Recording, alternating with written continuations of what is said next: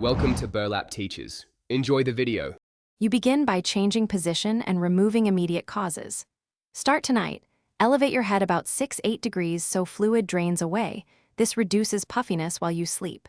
Next, apply a cold compress for 5-10 minutes twice a day because cold constricts vessels and cuts swelling.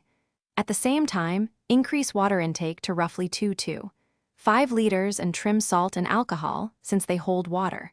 Once done, you'll already see reduced volume and a clearer baseline for the next steps. You now tackle the core, manual drainage and targeted products. Perform a gentle lymphatic massage for 1 to 2 minutes using inward strokes toward the inner corner and down the face. This moves trapped fluid. Apply a lightweight eye cream with 0.5% retinol or peptides at night to boost collagen and tighten skin. Make sure to patch test first.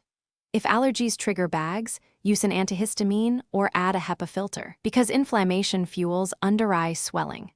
Once these habits are consistent, you'll notice skin texture and puffiness improve. Finish by locking in maintenance and knowing when to get help. Use cool gel masks and a 10-minute focused massage weekly. Rotate products monthly to prevent tolerance.